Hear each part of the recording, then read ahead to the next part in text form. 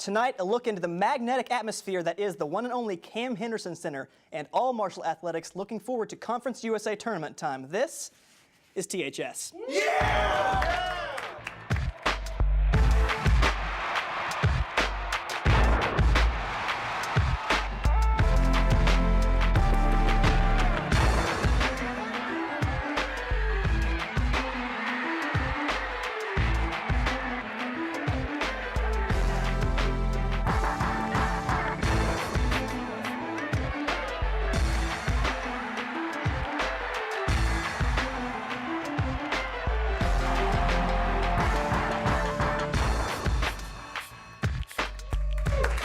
I don't hate it. I like it. It's pretty good.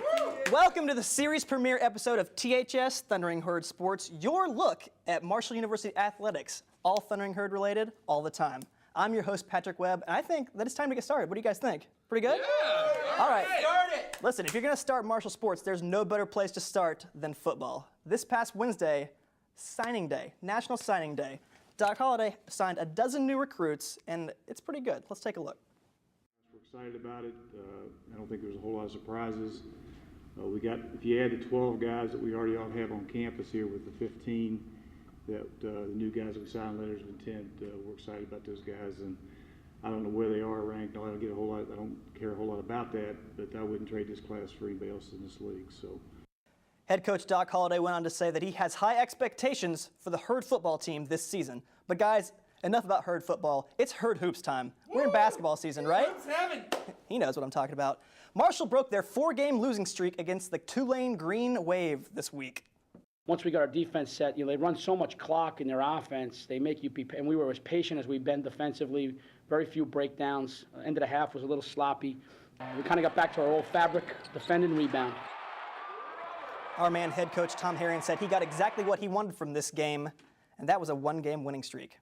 And moving on from men's basketball, women's basketball is actually having a lot of great success this year. THS's Dalton Hammonds brings us a package on why that is. Take a look. They're exciting, and we're big supporters of the women's basketball program. My 2 daughters really enjoy coming to the game, and I enjoy bringing them. We have a great time. Marshall had more victories by mid-January than they did all of last season. Perhaps the key to the team's success is its depth. Despite averaging over 60 points a game, no one scorer averages over 8 points a game.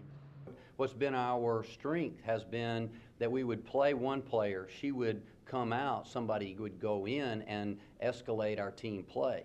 And then the next girl would go in and our team play would escalate. And that's just, them going in there thinking, I'm fixing to make a difference. I'm about to do something that's going to be a positive for my team. Our coaches do a great job of doing scouting reports and getting us ready and telling us what our mindset needs to be and what we need to work on for the next game. So I'm pretty sure we'll be prepared for the next games up ahead. The women's basketball team hit a bit of a mid-season slump this year, but still doing miles better than they did the previous season. THS's Aaron Payne says that's due to one key element. Success has come more easily for the 2011-2012 Marshall women's basketball team than last year's edition, and many different factors have contributed to the winning ways. One factor in particular that stands out is the elevated play of the Herd's post players, who have been coached by first-year assistant Ed Geth.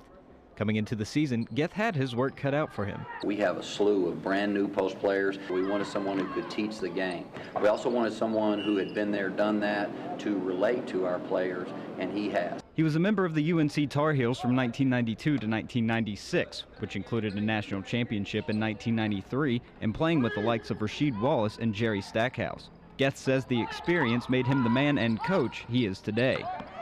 Once you stop playing, your love for the game never stops if you really love it. And my passion for the game, and just like you said, the passion Coach Smith and Coach Guthridge and Phil Ford, them guys instilled in me, it doesn't leave. So you want to be around the game as much as possible. Then you realize, hey, I'll do anything to be around this game just because I love it that much. As for the new players adjusting to the 4 and 5 position, they say they could find no better mentor than Coach Geth. He brings a lot of elements like as far as knowing how to win and knowing how to play together. And not just that, he's showing us techniques on how to post and the way you're supposed to have your hands and your feet, and it's helped us to become very successful because I feel like our post players have grown since the beginning of the season, and I give all the props to him. As the season starts to head down the home stretch, Geth and his group of post players are looking to become one of the most dominant front courts in Conference USA, and maybe even in Marshall history. Aaron Payne, THS. Players and coaches say they believe that the Herd has a lot of confidence going into this postseason. Both men and women's basketball seem to be doing great this year, and a lot of people think that's due to the atmosphere in the Cam Henderson Center, and one thing in particular. THS's Crystal Myers brings you that story. What do you like best about the atmosphere? Turning the lights off. As the lights go out in the Cam Henderson Center, the atmosphere becomes anything but dim. The illuminating pregame ritual, which started as a glow out in February 2011, has sparked a bright tradition that not only gets the players amped, but creates an electrifying atmosphere among the fans as well. Marshall enthusiasts, both young and old, feel the tradition unique to the Herd is one that makes other home venues green with envy. It makes us special. It gives us something that we can do that's very, very special. Have you seen another pregame that's quite like Marshall's? No, Marshall's is the best. It brings everybody together, even the crowd gets into it, even before the game. And I think we really would have to thank Mark Campbell from the Marshall University Alumni Association. He's the person who came up with the idea of the glow sticks. And initially, he funded the whole project himself. So we would be remiss without thanking him. The future of the Cam Henderson Center looking bright. Not only are the glow sticks lighting up the Cam Henderson Center, they're lighting a fire into the fans as well. Crystal Myers, THS. The glow sticks really are an exciting element to the atmosphere. If you guys have not been to a Herd Hoops game this year, you have to make it out. Are they here? They have a guy that dances sometimes. The pizza's better. The pizza is better. Another element that enhances the atmosphere at the Cam Henderson Center is Marshall University cheerleading. And every year at the Capitol Classic, these cheerleaders get to take part in an event that gets everyone on their feet. THS's Jesse Schaefer brings us that story. The rivalry between Marshall University and West Virginia University extends beyond football or basketball. The cheerleaders of both schools have their own competition, one that earns them bragging rights for a year. You have to be pretty strong to do this. We have guys that are holding girls, and then we also have girls that are holding girls. So that brings a little bit different things to the game.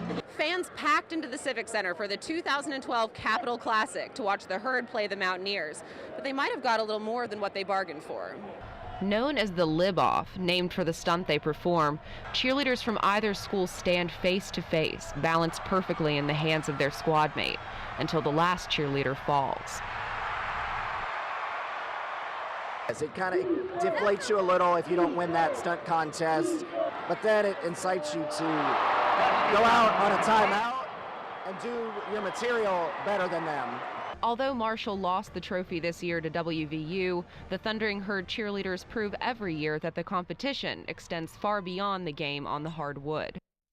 The Capitol Classic exciting every year, but I think that this year, I don't know, the cheerleaders got maybe a little bit more response than the teams did. Were you guys there? Would you go? They didn't let me. Nobody in the audience was allowed in.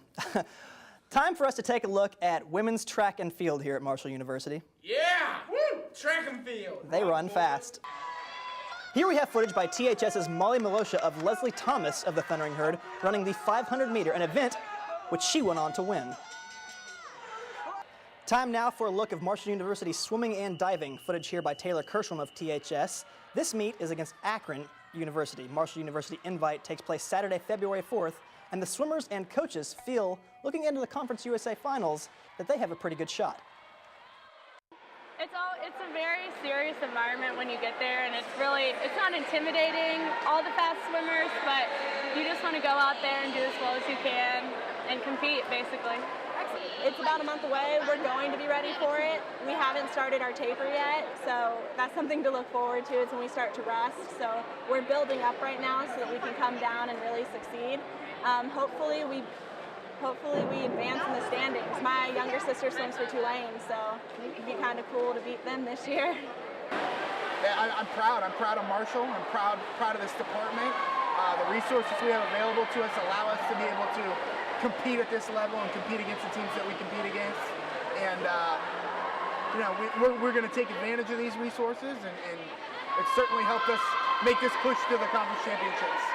And finally tonight, we take you full circle back to the Cam Henderson Center to a group of ladies who make the games pretty exciting. THS Adam Rogers has the story. At every men's basketball home game here inside the Cam Henderson Center, these three women standing right behind me get here about 2 hours early before the game even starts and are cheering the entire time. It feels good to have like that type of support, especially from older women and older men. I mean, it just gives them a different type of energy. You know, they've been here for years. They've seen how Greer plays, so, you know, that's years ago.